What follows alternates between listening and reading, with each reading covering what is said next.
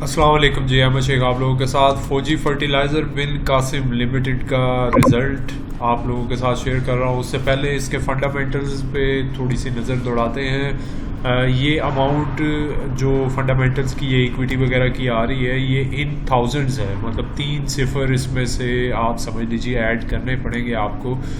Equity है जी तकरीबन 23 billion की, लॉन्ग टर्म लाइबिलिटीज़ हैं 50 बिलियन की, करंट लाइबिलिटीज़ हैं 49 बिलियन की। तो ये इक्विटी के अलावा जो लाइबिलिटीज़ हैं टोटल वो 99 बिलियन की है और करंट एसेट्स इनके 50 बिलियन के हैं। इन्वेंट्री उसमें से 7 बिलियन की है, तो इन्वेंट्री माइनस करें करंट एसेट्स से तो तकरीबन 43 बिलियन के क्विक एसेट्स बनते हैं। तो अब अगर हम ये बात करें डेट टू इक्विटी रेशो तो वो है जी 4.22, करंट रेशो इनकी है जी 1.01, क्विक रेशो है जी 0.87। तो ये जो डेट टू इक्विटी रेशो है ये बहुत ही डेंजरस किस्म की इनकी डेट टू इक्विटी रेशो चल रही है।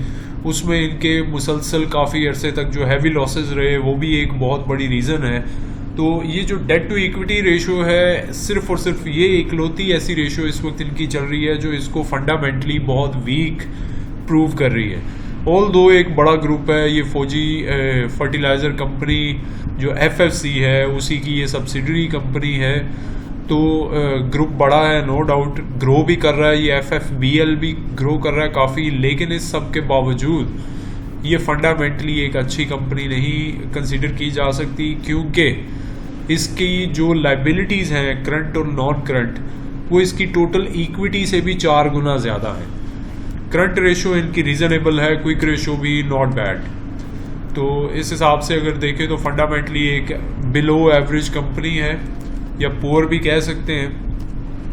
सेल्स इनकी तकरीबन 35.53% बढ़ी हैं लास्ट ईयर मार्च क्वार्टर के मुकाबले में। कॉस्ट ऑफ सेल्स में इन्होंने काफ़ी इम्प्रूवमेंट की है, 15.59% का मार्जिन मिला है इनको, कॉस्ट कम हुई है। सेलिंग एंड डिस्ट्रीब्यूशन एक्सपेंसेस थोड़े से कम हुए हैं, एडमिन एक्सपेंसेस भी कम हुए हैं। फाइनेंस कॉस्ट इनकी हाफ से भी हाफ रह गई है, मतलब बहुत सब्सटेंशियल इन्होंने रीपेमेंट की और मज़ीद फाइनेंसिंग भी इन्होंने नहीं ली। इनके जो GIDC के हैं वो मार्जिन और पोर्शन इन्होंने जो अपना बुक किया है। Other operating expenses, other income, ये सारी चीज़ें ये आप लोगों की स्क्रीन पर हैं। अदर इनकम इनकी जो एसोसिएट से प्रॉफिट है वो कम हुआ है 1.94%। अदर्स जो इनकी हैं वो 0.74% इंक्रीज़ हुई हैं। तो ओवरऑल जो टैक्स है प्रॉफिट आफ्टर टैक्स है वो बन रहा है जी 7%, जो कि 1.2 बिलियन रुपीज़ का प्रॉफिट बनता है। लास्ट ईयर सेम क्वार्टर में इनका हैवी लॉस था 2.9 बिलियन का, जो कि 22.52% लॉसेस की परसेंटेज बनती थी सेल्स की। तो ये एक बड़ा अगर लास्ट ईयर के क्वार्टर से कंपेयर करें तो FFBL ने बड़ा शानदार रिजल्ट दिया है, लेकिन अगर आप इसके प्रीवियस क्वार्टर के साथ कंपेयर करें तो एक बहुत ही पुअर रिजल्ट है परसेंटेज या प्रॉफिटेबिलिटी के एतबार से। तो इस वजह से इसमें जो है आप देख लीजिए अर्निंग पर शेयर 1 रुपये से कम हुई है, और जो कि मैं एक्सपेक्ट कर रहा था ये दोबारा से 2 रुपये तक 1.50 कम से कम तो देंगे अर्निंग पर शेयर, लेकिन वो सेटअप नहीं बना। और इस वजह से इसकी जो टारगेट प्राइस है दिसंबर 2021 की वो 29 रुपये से लेके 32 रुपये मैक्सिमम हो सकती है, अनलेस कि ये नेक्स्ट क्वार्टर में दोबारा से अपना जो रिज़ल्ट है 1.5-2 रुपये या उससे ज़्यादा की अर्निंग अपनी डिस्क्लोज़ करते हैं। तो सेल्स इनकी जो इंक्रीज़ हुई है वो तकरीबन डैप की प्राइसेस जो इंटरनेशनल मार्केट में बढ़ी, प्लस लोकल डिमांड भी बढ़ी है कुछ, मतलब क्वांटिटेटिव भी बढ़ी है और इसकी प्राइसेस भी बढ़ी है। इसी तरह इनकी जो इन्वेंट्रीज़ हैं वो उसकी प्राइसेस बढ़ने की वजह से भी ये कॉस्ट ऑफ सेल्स कम हुई है, मतलब क्योंकि क्लोजिंग स्टॉक माइनस करना होता है बाकी कॉस्ट में से, तो वो प्राइसेस बढ़ी हुई हैं इंटरनेशनल मार्केट में, तो उस वजह से भी इनको इम्पैक्ट मिला है। तो ओवरऑल देखा जाए तो ये इस वजह से ज़्यादा इनको प्रॉफिट हुआ है। और इसके अलावा इनकी जो सब्सिडरी है फौजी फूड्स लिमिटेड, उसकी सेल्स और प्रॉफिटेबिलिटी, मतलब प्रॉफिटेबिलिटी तो नहीं है अभी भी, उसकी लॉसेस हैं, लेकिन लॉसेस बहुत कवर हुए हैं। सेल्स उसकी 43% बढ़ी है, तो इस हिसाब से इसको ये भी मार्जिन मिला है। प्लस इनकी जो क्रेडिट रेटिंग है वो भी इम्प्रूव की गई है। जो पैक्रा है वो क्रेडिट रेटिंग इशू करता है, अब A+ की है, पहले AA- थी। तो ये इसका मतलब है कि इन्होंने बड़ा अपना क्रेडिट टर्म्स और टाइमली पेमेंट और वो सारा जो एक होता है लिक्विडिटी फैक्टर्स को बहुत अच्छा मैनेज किया है। इट मीन्स कि ये फंडामेंटली थोड़ी सी इम्प्रूवमेंट की तरफ इस वजह से भी जा रही है।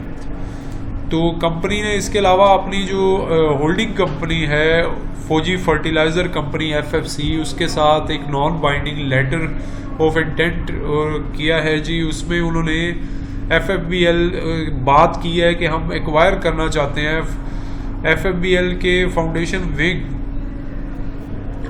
मीन टू से FFCL ने इनको अप्रोच किया है कि जो एनर्जी और विंड एनर्जी के दो हैं इनके यूनिट, उसमें इनका थोड़ा सा जो है ना एक्वायर किया जाए, वो कुछ पोर्शन एक्वायर करना चाहते हैं और कुछ वो बाकी फॉर्मेलिटीज़ उसके अंडर चल रही हैं। तो अब देखें उस पर क्या है, इनकी टर्म्स एंड कंडीशन डिटेल में आती हैं कि प्रॉफिटेबिलिटी उसमें होती है या कुछ इनको पे ऑफ करेंगे, रॉयल्टी पे करेंगे रेगुलरली या क्या हिसाब है, वो जब डिटेल कॉन्ट्रैक्ट होगा तो वो डेफिनेटली आ जाएगा।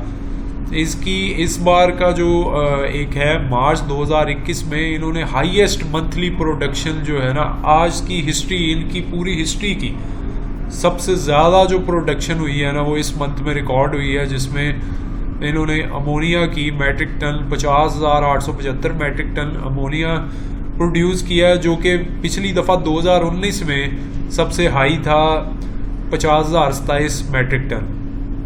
और 60,651 मैट्रिक टन इन्होंने यूरिया प्रोड्यूस किया है मार्च के महीने में, जो कि इससे पहले सिर्फ 2009 में 60,428 मैट्रिक टन था। मतलब अभी तक की हाईएस्ट हिस्ट्री की इनकी प्रोडक्शन मार्च में रिकॉर्ड की गई है।